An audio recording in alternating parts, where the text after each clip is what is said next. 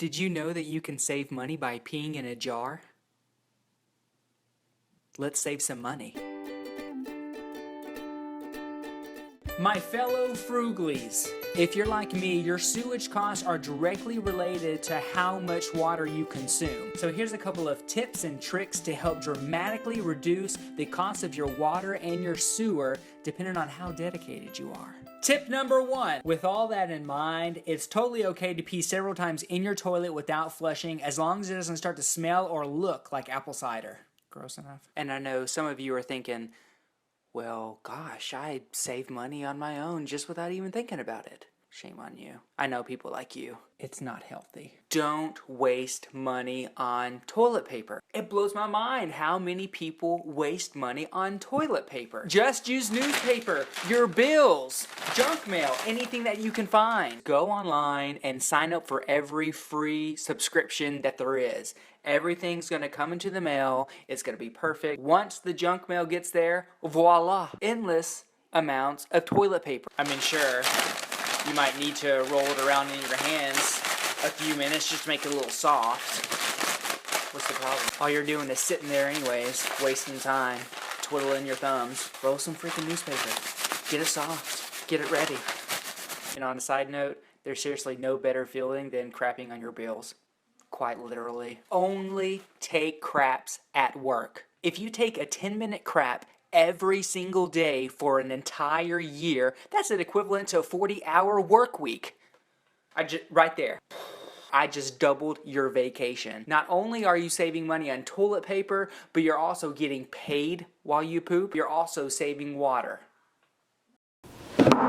Gray water. So basically, gray water is the relatively clean wastewater that we get from our leftover baths, showers, the water in our sinks when we're washing our dishes, the water that comes from our washing machines. That is gray water. That is the key to your success, my frugally friends. So we take that, we harvest that, and then we recycle that. We put that gray water into the back of our toilet. Sounds crazy. It's not crazy. Nope. It's not crazy. That is how you become a frugal. Are you listening to me? My young frugal. Oh, that's a little dirty. The gray water. The gray water is the key to your success. When you're running the faucet waiting for hot water to come out, catch all that water. Use that water to water your plants. You can use it for extra gray water. You can use it to boil some pasta later.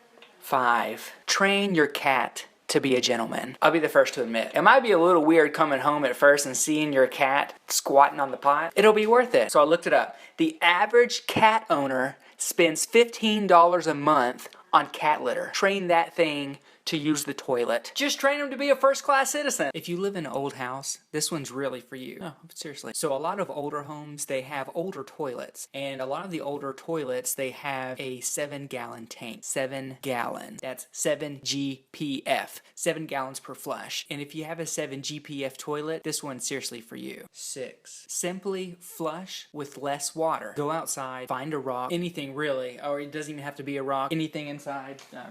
This would work.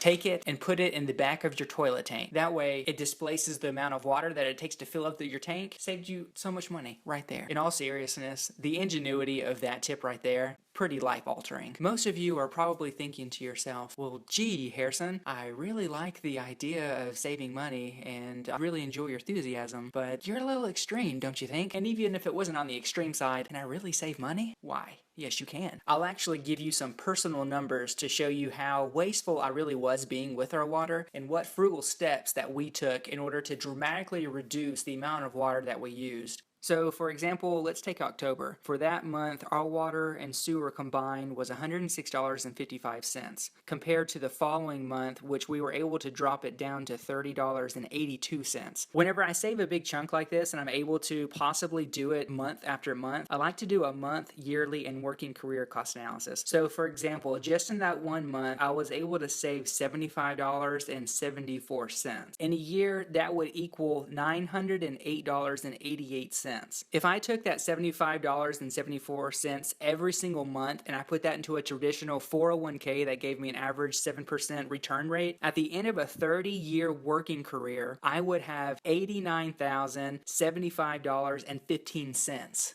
What? And that's just me. That's just with me, what I'm able to do, what I'm able to create, living a frugal lifestyle. But wait a second, let's take it a step further. Let's say one of you frugalies can benefit from all of these tips. So you were able to cut down on your $150 water and sewage bill by 75%. You train your cat to be a gentleman by peeing in the toilet, thus saving you an extra $15 per month on cat litter. You also cut out future toilet paper purchases because you take advantage of your employee benefits, thus saving you an extra $15. And then you take your $142.50 monthly and $1,710 yearly savings and invest it each month throughout a 30-year working career in a traditional 401k that gives you an average return rate of 7%. That would yield you $167,589.24. That's amazing. There you have it, unlocking life secrets by saving money on water.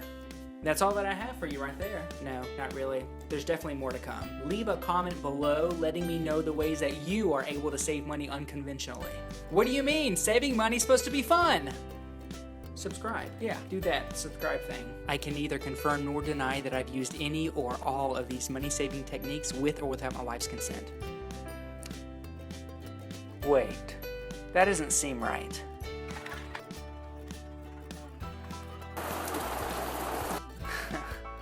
Much better. 7 GPM. That's absurd.